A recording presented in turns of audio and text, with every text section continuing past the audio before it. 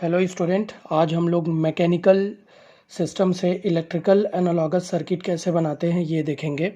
पिछली क्लास में हम लोगों ने मैकेनिकल सिस्टम का इक्वेशन लिखना सीखा था और मैकेनिकल सिस्टम को वोल्टेज और करंट में कैसे चेंज करते हैं इसका एक टेबल मैंने आप लोगों को बताया था। एक क्वेश्चन यहाँ पे दिया हुआ गया है, यहाँ पे एक पूरा मैकेनिकल सिस्टम शो किया गया है। आप लोग देख सकते हैं ये एक ट्रांसलेशनल सिस्टम है। इस ट्रांसलेशनल सिस्टम में दो मासेस हैं, दो डिस्प्लेसमेंट हैं, एक डैम्पिंग कोफिशिएंट है और एक आपका स्प्रिंग कांस्टेंट है। आपका जो बेस पे लगने वाला फ्रिक्शन है वो लेस है, दैट मीन्स यहाँ पे ज़ीरो फ्रिक्शन होगा। तो आइए देखते हैं इस पूरे सिस्टम को वोल्टेज और करंट इक्विवेलेंट इलेक्ट्रिकल नेटवर्क में कैसे चेंज करते हैं। तो मैकेनिकल सिस्टम को इलेक्ट्रिकल सिस्टम में चेंज करने के लिए दो हमारे पास टेक्निक हैं। एक फोर्स वोल्टेज होता है, एक फोर्स करंट होता है।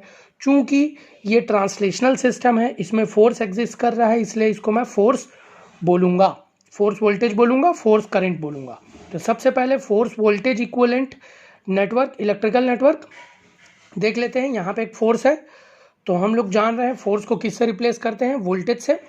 तो एक वोल्टेज सोर्स मैंने बना दिया। इस पूरे मैकेनिकल नेटवर्क में ये फोर्स जो है सोर्स है, तो एक वोल्टेज सोर्स हो जाएगा force voltage equivalent electrical network में।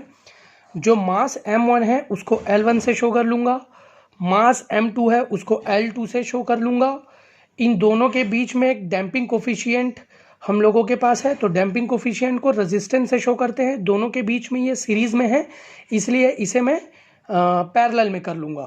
ध्यान रखिएगा, अगर मैकेनिकल सिस्टम में डैम्पिंग जो है आपका सीरीज़ में होता है तो आप उसे इलेक्ट्रिकल नेटवर्क में पैरेलल में रख सकते हैं। सिमिलरली K2 जो है मास M2 से सीरीज़ में जुड़ा हुआ है, तो मास M2 को जब L2 से रिप्लेस करता हूं तो सीरीज़ में मैं 1/C2 को जो है रिप्लेस कर लेता हूं। इन सबका इक्विवेलेंट मैं आपको बता चुका हूं, फोर्स का वोल्टेज, मास का इंडक्टेंस, डैम्पिंग का रेजिस्टेंस और मेरा स्प्रिंग कोफिशिएंट का 1 capacitance, reciprocal of capacitance. Similarly जब इस मैकेनिकल सिस्टम को मैं force current equivalent electrical network में चेंज करता हूं तो फोर्स को एक करंट सोर्स से रिप्लेस करूंगा। सिमिलरली जो मास M1 है उसको पैरेलल में लूंगा मैं C1 से, ठीक है। जो डैम्पिंग कोफिशिएंट है वो 1/R से, दैट मीन्स M1 और M2 दैट इज C1 और C2 के बीच मेरा डैम्पिंग कोफिशिएंट है 1/R, रेसिप्रोकल ऑफ रेजिस्टेंस, ठीक है। M2 जो कि C2 है उसके साथ जुड़ा हुआ है क्या, K2, जो कि 1/L2 हो जाएगा। इस तरीके से पैरेलल में आ जाएगा। तो वीडियो को आप लोग फिर से एक बार रिवाइंड करके देख सकते हैं कि किस तरीके से मैंने इसको किया है। आप लोग अगर ध्यान से देखेंगे तो फोर्स वोल्टेज और फोर्स करंट जो है एक दूसरे का रेसिप्रोकल है। सिर्फ सोर्सेस जो हैं अपनी जगह पे एज इट इज़ रहते हैं, बाकी सारे कंपोनेंट एक दूसरे को रिप्लेस कर दिए जाते हैं। जैसे कि ये सीरीज़ में है तो ये पैरेलल में हो गया है, ये पैरेलल में है तो ये सीरीज़ में हो गया है, ये सीरीज़ में है तो ये पैरेलल में, और ये सीरीज़ में है तो इसके साथ ये पैरेलल में हो जा रहा है।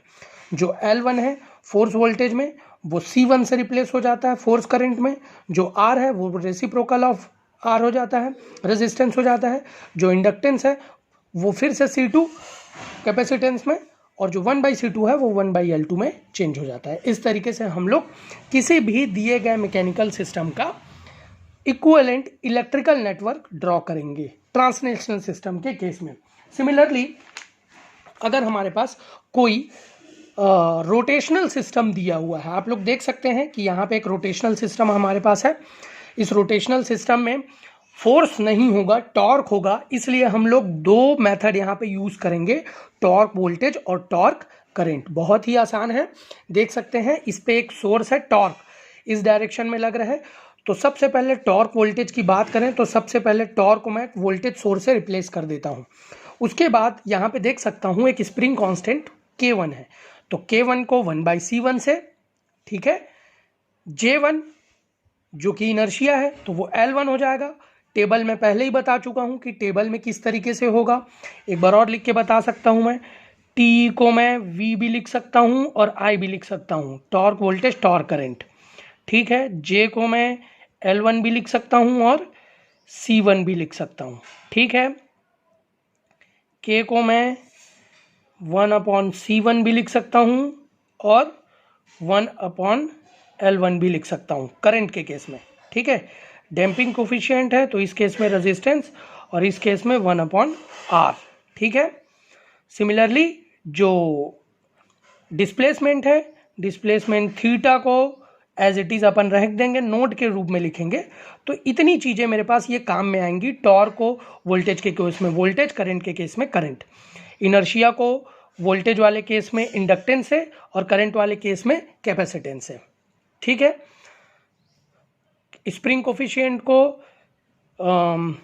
वोल्टेज के केस में 1/C1 और करंट के केस में 1/L1। जो डैम्पिंग है अपना उसको वोल्टेज के केस में R और करंट के केस में 1/R। तो यहाँ पे आप देख सकते हैं उसी तरीके से शो किया गया है। सीरीज में आपका J1 और J2 आ जाएगा, L1 और L2। पैरेलल में आपका K1, K2, K3 आ जाएगा, तो 1/C1, 1/C2 और 1/C3। इसका जस्ट अपोजिट होगा अपना टॉर्क करंट एनालॉजी। तो टॉर्क करंट एनालॉजी में हमारा सोर्स करंट हो जाएगा, दैट इज I। उसके बाद आप देख सकते हैं हमारा K1, K2, K3 किस में चला जाएगा, सीरीज में चला जाएगा। तो 1/L1, 1/L2, 1/L3, 1/L1, 1/L1 और K1 और K2 के बीच क्या है, J1 है। तो 1/L1, 1/L2 के बीच J1, दैट इज C1। तो यहाँ पे आप लोग देख सकते हो J को C लिख सकता हूँ मैं किस केस में, करंट के केस में, ठीक है।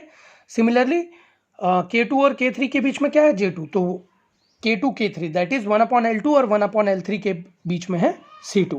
तो इस तरीके से हम लोग किसी भी दिए गए रोटेशनल सिस्टम का टॉर्क वोल्टेज और टॉर्क करंट इलेक्ट्रिकल नेटवर्क हम लोग ड्रॉ कर सकते हैं।